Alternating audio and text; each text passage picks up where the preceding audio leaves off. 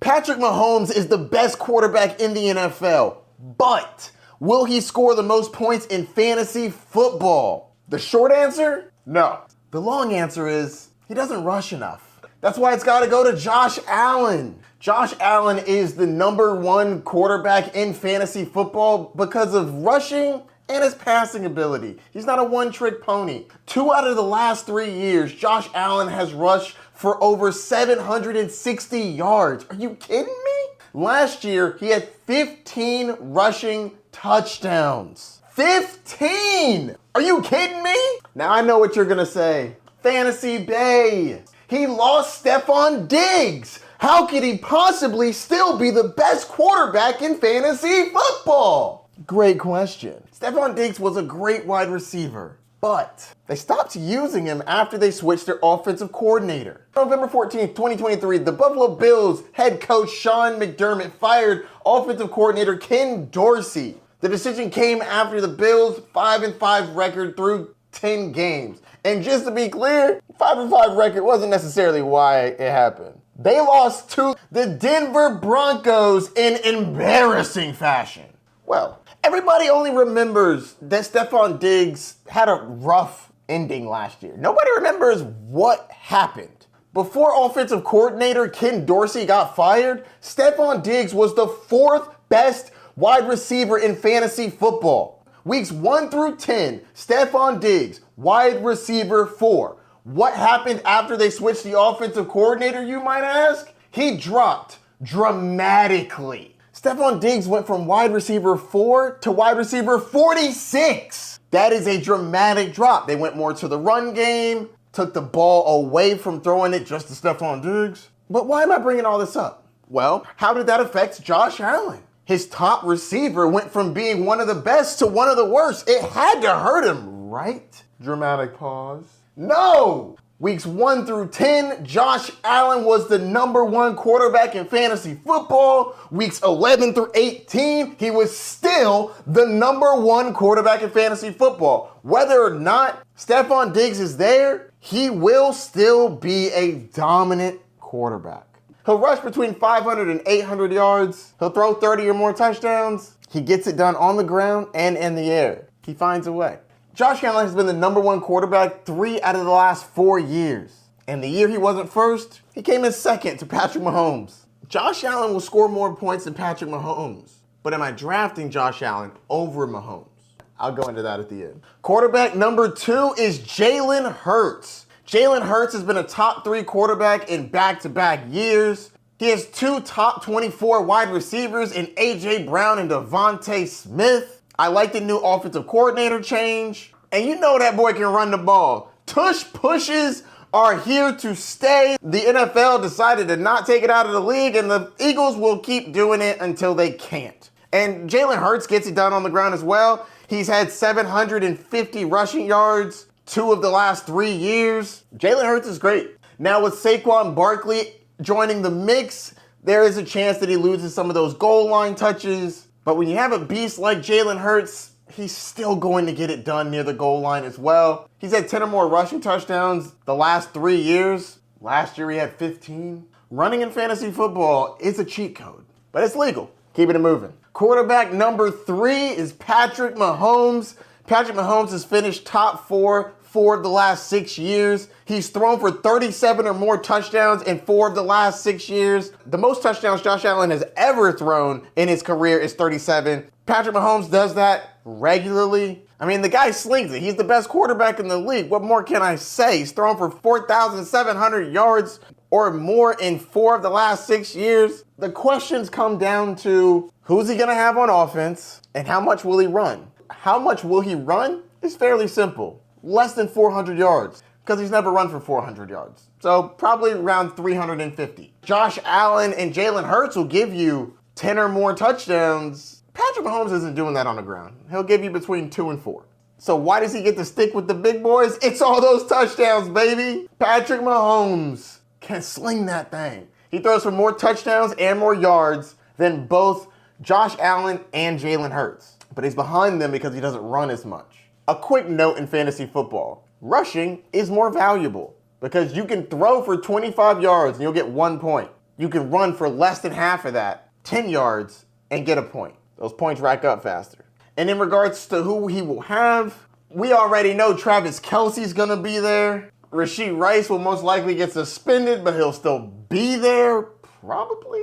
They picked up Marquise Brown. I'm looking forward to see what this speedster can do, as well as Xavier Worthy, the fastest time in combine history. That's crazy. Y'all just gave Patrick Mahomes two of the fastest players in the NFL. I see you, Tyreek Hill. Not you. But everybody else, though. Y'all won't notice. That's going to wrap up Tier 1. Tier 1 is Josh Allen, Jalen Hurts, and Patrick Mahomes. Moving down to Tier 2, Lamar Jackson. Quarterback 4 is Lamar Jackson. Lamar Jackson is an absolute beast. He's been an MVP multiple times. He's really just got to stay on the field. He now has a wide receiver 1 and an incredible tight end in Mark Andrews, who is actually his #1 pass catcher. So we just need Lamar Jackson to stay on the field. Yes, he played 16 games last year, but the 2 years before that, 12. If Lamar plays a full season, he's a rushing monster. He's going to run for almost 1,000 yards, if not more, and he can sling it. He's got 2 good passing options. And now he has Derrick Henry in the backfield? Are you kidding me? Lamar Jackson is going to be a problem this year. Let's just hope he stays on the field. Number 5 is Kyler Murray. I am so excited to see him this year. You give him a real threat in Marvin Harrison Jr., the first wide receiver drafted in this NFL draft, the 4th overall pick. Trey McBride emerged last year as a real threat. And let's not forget about Kyler Murray's rushing. Kyler Murray is a beast on the ground and in the air. And another year removed from his ACL tear, back in 2022, oh, he about to be a problem. And you can get him in the 7th round? Sign me up. And I love Kyler Murray, but he's not in the same tier as Lamar Jackson. He's not MVP dominant. He's going to do some work in fantasy football, especially now that he has Marvin Harrison Jr. Woo! Can't wait. Number 6 is Anthony Richardson. Anthony Richardson was on fire before he got, unfortunately, knocked out. Anthony Richardson looks like he's going to be a great quarterback. He runs well, he threw okay. But the problem is he's just taking a lot of hits, and I'm really hoping that he can play a full season, because if he does, the sky is the limit. Reminds me of like a young Cam Newton. He was on pace for almost 600 yards rushing and 17 touchdowns.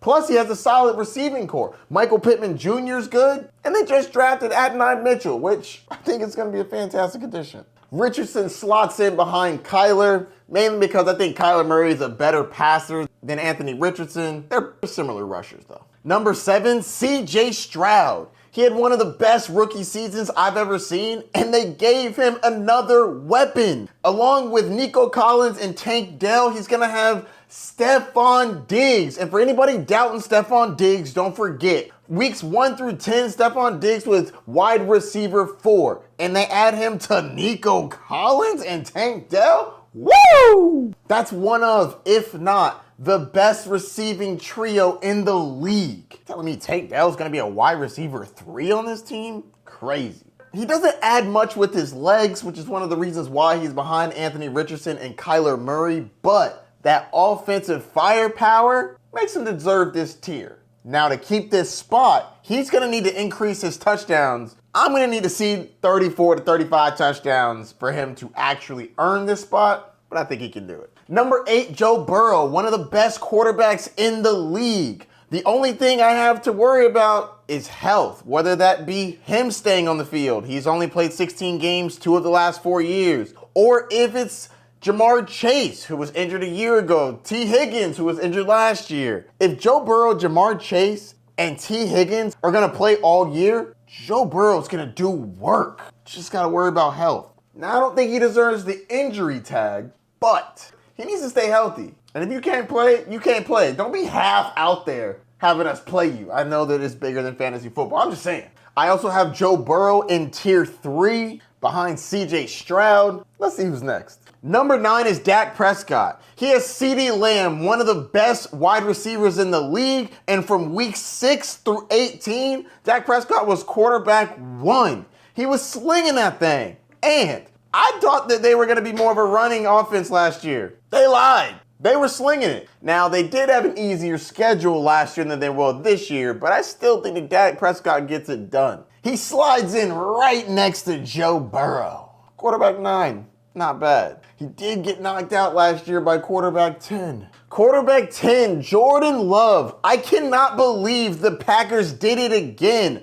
They went from Brett Favre to Aaron Rodgers to Jordan Love. This is wild. The next team on my list is going to be so jealous. He started off slow, but from weeks 10 to 18, he was quarterback 3 last year. That's pretty good. That's what I'm talking about. And he has a solid set of receivers. No pure number 1 as of yet has stood out, but between Christian Watson, Jayden Reed, and Romeo Doubs, I'm sure someone's going to step up. And if not, it's going to be death by 1,000 paper cuts. That's why he slides in as my last player in tier 3. Honestly, these last 4 are interchangeable. It's going to come down to who has the most touchdowns because none of them run a lot. So who gets in the end zone? We'll take the cake. Right now, CJ Stroud just has the best receiving core. It's wild. But I think CeeDee Lamb and Jamar Chase are going to have something to say about that because they are dominant number 1s. Quarterback 11, Jaden Daniels.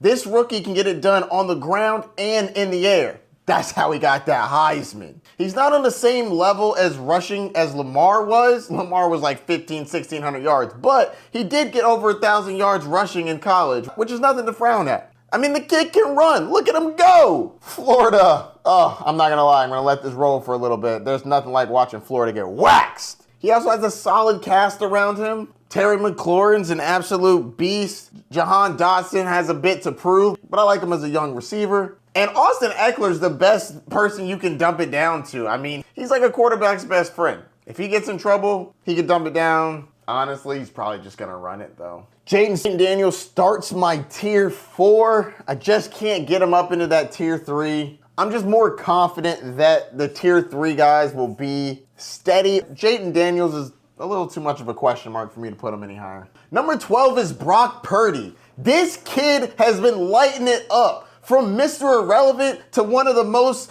accurate quarterbacks in the league. Yes, I know he has an all-star cast. I mean, we're talking Deebo Samuel, Brandon Ayuk, Christian McCaffrey, and George Kittle. I mean, you don't get much better than that to be surrounded by. 2 incredible receivers, the best running back in the game, and an elite tight end in both pass blocking and receiving. This kid gets too much hate for how good he's been. I personally think the love's gone a little far and the hate's gone a little far. But what's not to be overstated is this kid's crushing it. You couldn't ask for much more from Mr. Irrelevant. How long is he going to keep that name? But slides in at tier 4 behind Jaden Daniels. Why is he behind Jaden Daniels? The same reason why Patrick Mahomes is behind Josh Allen. It's all about the rushing. Number 13, Tua Tagovailoa. He has one of the best wide receiver duos in the league. Definitely the fastest duo. I mean, it's hard to compete with Tyreek Hill and Jalen Waddle. Woo! So if he has such a good receiving core, why isn't he higher? That's simple. He doesn't run the ball very much. He hasn't had a rushing touchdown in 2 years and hasn't run for 100 yards in 2 years. Probably because he was having concussion issues. But nonetheless, if he's not running, he doesn't have much of a baseline. And trust me, he needs that baseline. His floor is low. He's very inconsistent. Someone called him a boom-bust player. He was a QB2 in almost half of his games. So when you start him, will you get a top 12 performance? Oh. You're almost as likely to get a top 3 performance as you are to finish outside the top 12. That's inconsistent. But you do know when to play him against bad defenses. So that's why he slides right in here on tier 4 behind Brock Purdy. Number 14, Trevor Lawrence. This is a big year for Trevor. Yes, he just got paid, but he wants to prove that he deserves that money. And as of right now, he has not played very well. He did lose Calvin Ridley in the offseason. They did draft first-round pick Brian Thomas Jr. and brought over Gabe Davis. And Christian Kirk is still there. I think he has enough weapons to perform. He's just got to get it done. We need more touchdowns. He's never thrown more than 25. And that yardage can go up a little bit too. 4,100 is the most he's ever thrown. I believe in Trevor Lawrence. I am slightly biased because I have him on one of my dynasty teams, just to be honest. But I do believe in the kid. He was supposed to be the next Peyton Manning. Drafted number 1, beat Alabama in a championship. He was on his way. The kid was ascending. I'm not giving up on him this early. But it's about time to show up or shut up, Trevor. I believe in you.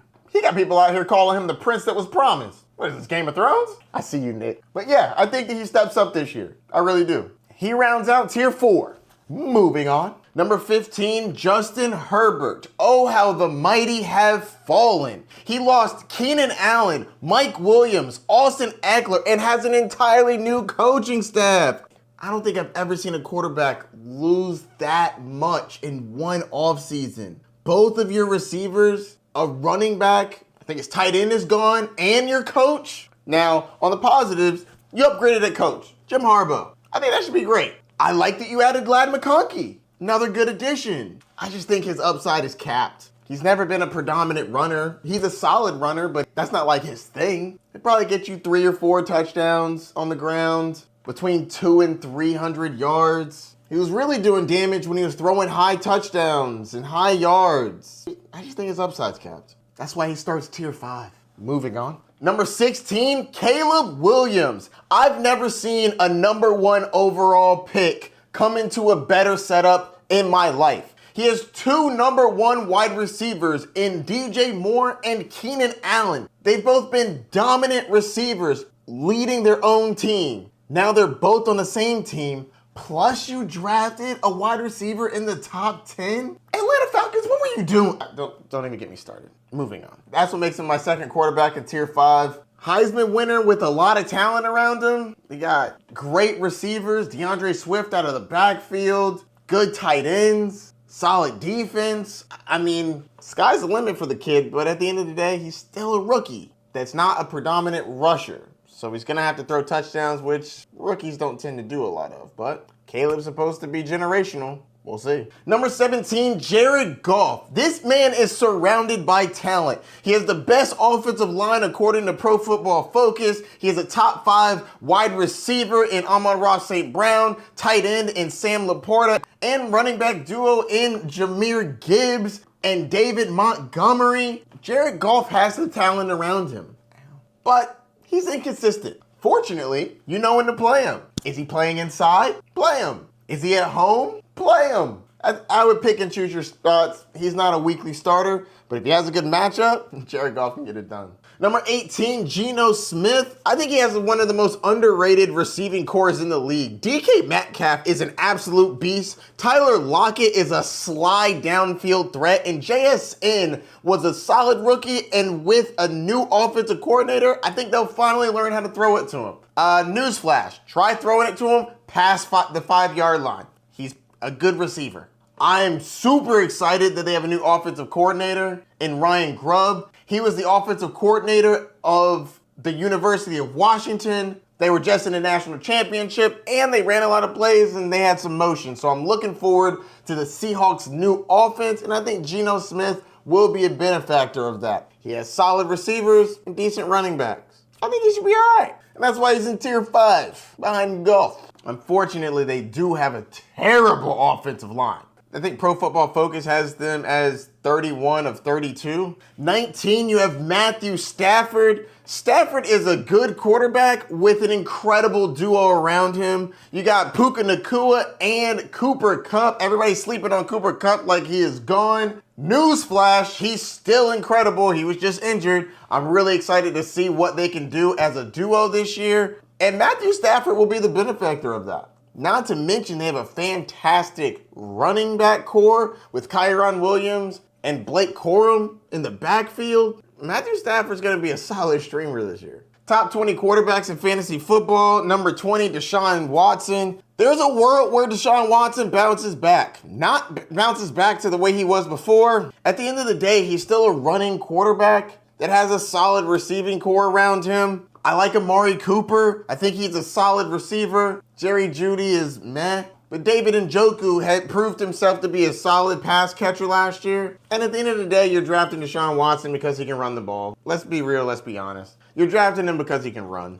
It's a desperate pick, but if worse comes to worse, I think he could be okay. Now that we've gone through all 20, let's review those tiers. Top 20 fantasy football quarterbacks. Tier 1, Josh Allen, Jalen Hurts, Patrick Mahomes. Tier 2, Lamar Jackson. Tier 3, Kyler Murray, Anthony Richardson, CJ Stroud, Joe Burrow, Dak Prescott, and Jordan Love. Tier 4, Jaden Daniels, Brock Purdy, Tua Tagovailoa, and Trevor Lawrence. Tier 5, Justin Herbert, Caleb Williams, Jared Goff, Geno Smith, Matthew Stafford, and Deshaun Watson. And back to that question at the beginning. Choosing between Josh Allen and Patrick Mahomes is a little tricky. Yes, Josh Allen will score more points than Patrick Mahomes. But which one should you draft?